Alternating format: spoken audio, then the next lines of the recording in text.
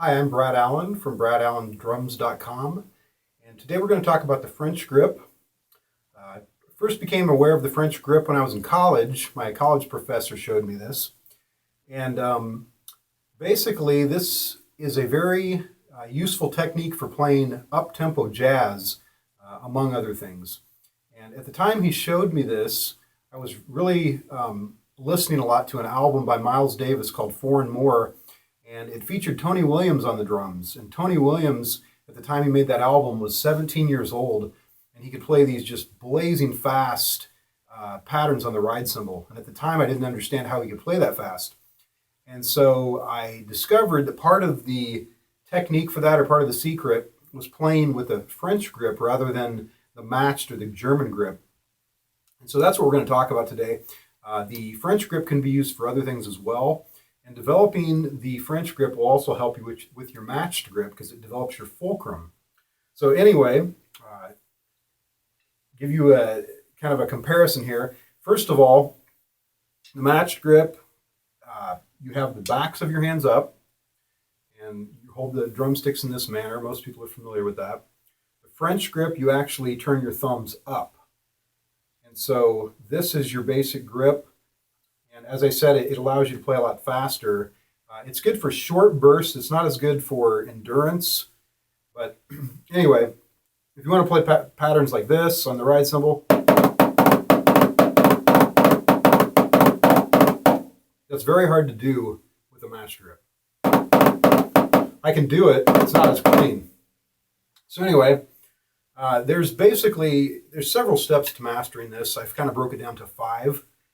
The first thing is pretty much the main thing for this particular grip is your index finger and thumb. You can do almost everything with the grip using nothing but your index finger and thumb. So the first step is you want to put it in the first joint of the first finger, the drumstick. And you're going to hold it with that and your thumb. And it's actually easier to learn if you hold the drumstick up in the air. If you're right-handed, I recommend you start with your right hand because it'll be easier.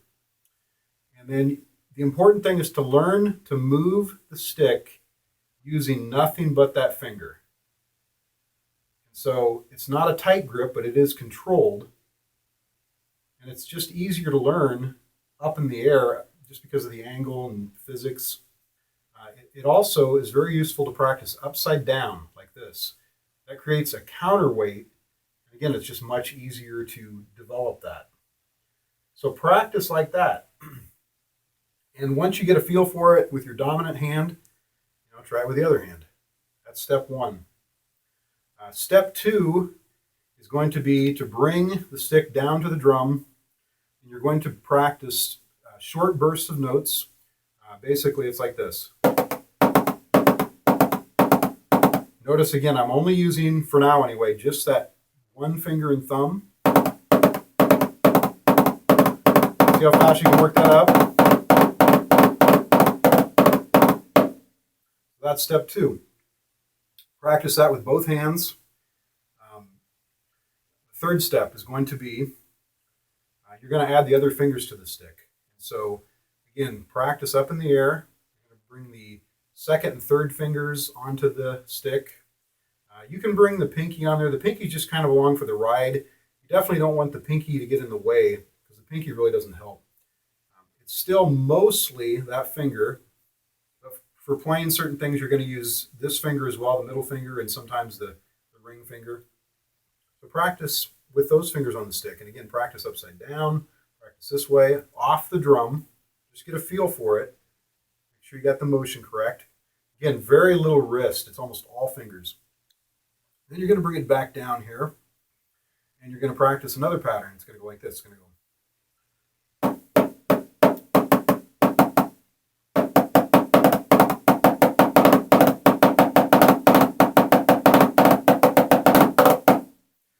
And basically you want to do that with both hands.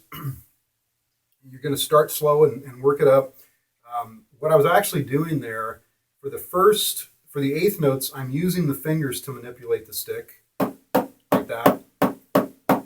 That's used for longer shouldn't say longer notes, but well, it is kind of longer notes. And for the burst, you're going to use primarily this finger. So first measure 1 and 2 and just like that. So that is what, step 4.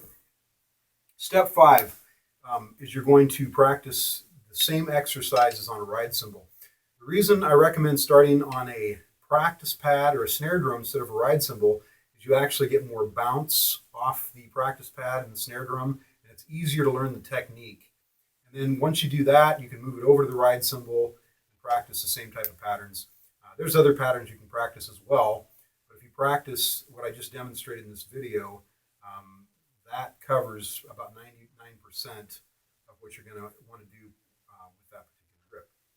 So I hope you found this lesson interesting and useful. If so, please subscribe to the channel and like the video.